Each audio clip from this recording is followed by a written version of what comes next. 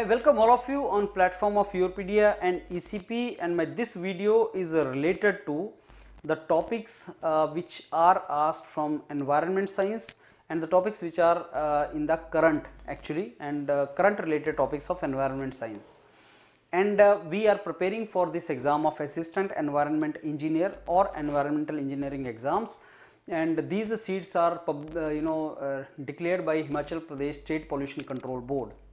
अब ये एग्जाम आपका ऑब्जेक्टिव प्लस सब्जेक्टिव का एग्जाम है जिसमें ऑब्जेक्टिव क्वेश्चन भी पूछे जाएंगे एंड देन सब्जेक्टिव क्वेश्चंस भी हैं, और सब्जेक्टिव पेपर किस तरीके से अटेम्प्ट करना है और कैसा क्वेश्चन आएगा उसी के बारे में हम लोग ये वीडियोस बना रहे हैं। काफ़ी वीडियोस पब्लिश कर चुके हैं हम काफ़ी टॉपिक्स के ऊपर, और एक टिपिकल एक बुक भी है यूरोपीडिया की पब्लिकेशन की जो आप रेफर कर सकते हैं for preparing of this particular topic. So current related environment topics you can prepare from this book, and there are approximately 100 topics of this part.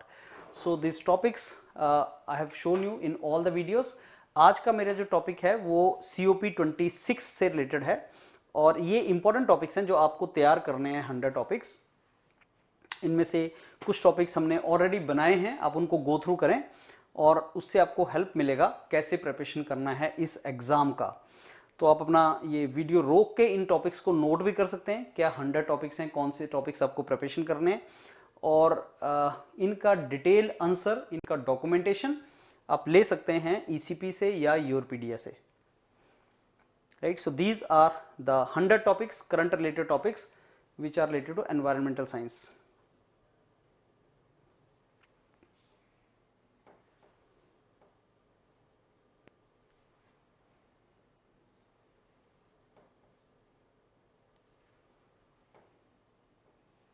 Right अब मैंने कुछ टॉपिक्स यहाँ पे ऑलरेडी वीडियो बनाए हैं, सब्जेक्टिव क्वेश्चंस और उनका typical answer कैसा होना चाहिए। तो अभी तक मैं क्योटो प्रोटोकॉल उसके ऊपर और उसका रेफरेंस आंसर कैसा होना चाहिए वो मैं वीडियो बना चुका हूँ, आप इस वीडियो को देख सकते हैं। इसी चैनल के ऊपर पड़े हुए हैं, एक प्ले लिस्ट है, उस प्ले लिस्ट में ये क्योटो प्रोटोकॉल से रिलेटेड क्वेश्चन और कैसा इसका डिटेल आंसर होगा उसको आप रेफर करें, देखें।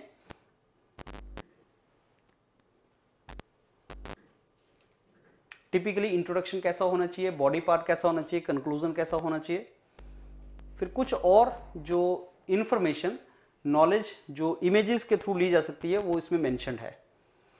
सेकंड क्वेश्चन हमने डिस्कस किया था पेरिस एग्रीमेंट से रिलेटेड, और इसका भी डिटेल आंसर हम बना चुके हैं, मैं आपसे डिस्कस कर चुका हूं। पेरिस एग्रीमेंट, सिग्निफिकेंस क्या है पेरिस एग्रीमेंट का, इसके की फीचर्स क्या हैं,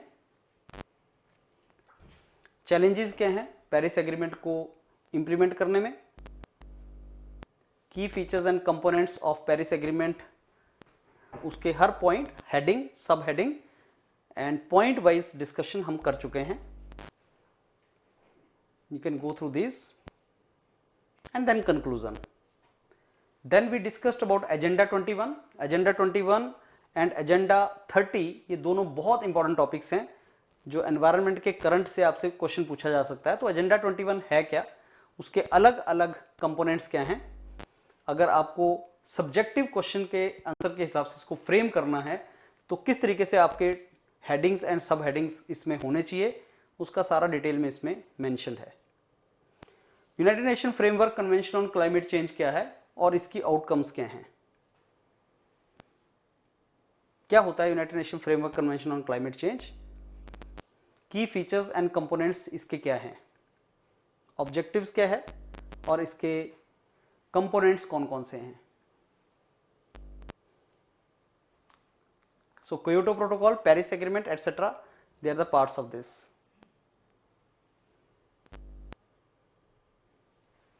carbon zero, net zero sorry, and carbon neutrality, क्या समझते हैं आप इससे और ये होता क्या है, ये भी ऑलरेडी वीडियो आपका पब्लिश हो चुका है, आप इसको भी एक बार डिटेल में गो थ्रू करें। और क्या की एस्पेक्ट्स हैं नेट जीरो के,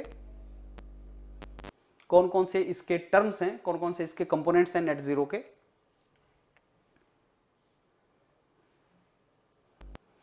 आज का मेरा जो लेक्चर है वो कॉन्फ्रेंस ऑफ पार्टीज 26 के ऊपर है। अब कॉन्फ्रेंस ऑफ पार्टीज 26 से पहले वो क्वेश्चन में फ्रेम करेगा कि कॉन्फ्रेंस ऑफ पार्टीज होता क्या है, COP किस चीज को बोलते हैं और आप जानते हैं ये आपका एनवायरनमेंट से रिलेटेड जो समिट्स होती हैं उससे रिलेटेड है। इसका सिग्निफिकेंस क्या है?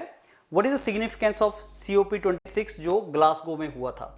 तो सबसे पहले कॉन्फ्रेंस ऑफ पार्टीज होता क्या है? ये United nation convention framework convention on climate change जो ऑलरेडी हम डिस्कस कर चुके हैं, UNFCCC, उसका जो मेन डिसीजन मेकिंग बॉडी है उसको कॉन्फ्रेंस ऑफ पार्टीज बोलते हैं। एनुअल मीटिंग होता है हर रिप्रेजेंटेटिव्स का जो United nation framework convention on climate change के मेंबर्स हैं। United nation framework convention on climate change के मेंबर्स 190 के आसपास जो मेंबर्स हैं इसके, उन सब का जो रिप्रेजेंटेटिव हैं वो इस एनुअल मीटिंग में जाएंगे, जिसमें इंडिया भी होता है। और वो एक इंटरनेशनल ट्रेटी है United nation framework convention on climate change, जो बेसिकली क्लाइमेट चेंज को रोकने की डायरेक्शन में एक एफर्ट है। और रियो डी जेनेरो जो हुआ था 1992, उसका outcome United nation framework convention on climate change था। COP उसका सबसे बड़ा डिसीजन मेकिंग बॉडी है। COP26, अब क्वेश्चन ये था कि COP है क्या और COP26 का सिग्निफिकेंस क्या है। तो COP क्या है उसको हमने डिस्कस किया, फिर COP26 क्या है उसके बारे में हम बताएंगे। COP26 कॉन्फ्रेंस ऑफ पार्टीज 26 था जो ग्लासगो स्कॉटलैंड में हुआ था और ये नवंबर 2021 में हुआ था। इसमें बहुत सी कंट्रीज के लीडर्स आए थे जिन्होंने डिस्कशन किया था और उसमें इंडिया के प्राइम मिनिस्टर ने भी पार्टिसिपेट किया था। इसकी आउटकम्स क्या थी? सबसे पहले implementation of Paris agreement.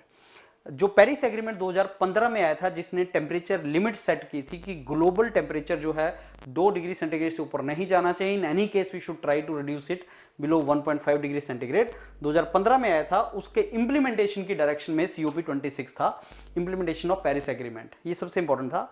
National climate action plan जो आपका नेशनल बेसिकली डिटरमिन्ड कंट्रीब्यूशंस थी हर कंट्री ने। अब पेरिस एग्रीमेंट और क्योटो प्रोटोकॉल में डिफरेंस था कि क्योटो प्रोटोकॉल में आपने लीगली बाइंडिंग टारगेट्स दे दिए थे इंडस्ट्रियली डेवलप्ड कंट्रीज को कि आपको इतना मीट करना है, लेकिन पेरिस एग्रीमेंट में हर कंट्री ने अपने लिए डिटरमिन किया था कुछ गोल्स, नेशनली डिटरमिन्ड कंट्रीब्यूशंस थी, नेशनली डिटरमिन्ड कंट्रीब्यूशंस जो उन्होंने बोली थी कि हमें ये कंट्रीब्यूशन हम इसको मीट करेंगे।